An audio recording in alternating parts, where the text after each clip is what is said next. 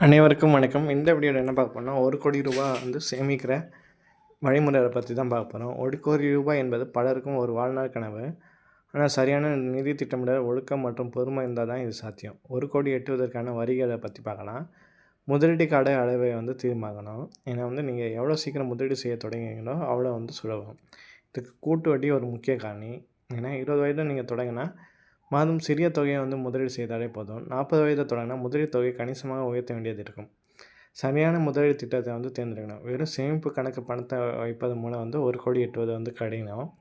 பண வேகத்தை விட அதிக வருமானம் தரும் திட்டங்களில் முதலீடு செய்ய வேண்டும்.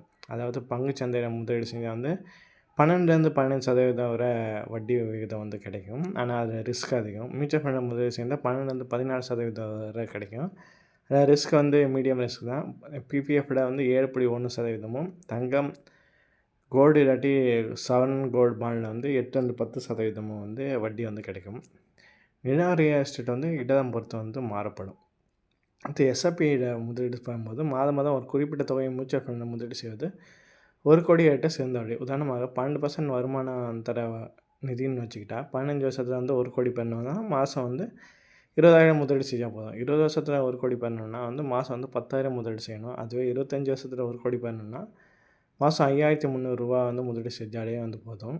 அப்புறம் செலவுகளை கட்டுப்படுத்தணும். உங்கள் வருமானத்தை முறையாக பிரித்து கட்டிக்கொள்ளுங்க. ஏன்னா 50% அத்தியாவசிய தேவைகளுக்கு பயன்படுத்தணும். அதாவது வாடகை, உணவு, மின் கட்டணம் போன விஷயத்துக்கு. 30% விருப்பங்கள், சுற்றுலா, பொழுதுபோக்கு அது மாதிரி. 20% கட்டாயம் சேமிப்பு மற்றும் முதலீட்டுக்காண்டியே நீங்கள் செலவு பண்ணணும். அது மட்டும் இல்லாமல் வருமானத்தை அதிகரிக்கணும். ஒவ்வொரு ஆண்டும் உங்கள் சம்பளம் உயரும்போது உங்கள் முதலீட்டு தொகையை 10% உயர்த்துங்க. இதுதான் ஸ்டெப் ஆஃப் எஸ்ஐபின்னு சொல்லுவாங்க. இது நீங்கள் இலக்கை மிக விரைவாக அடைய உதவும்.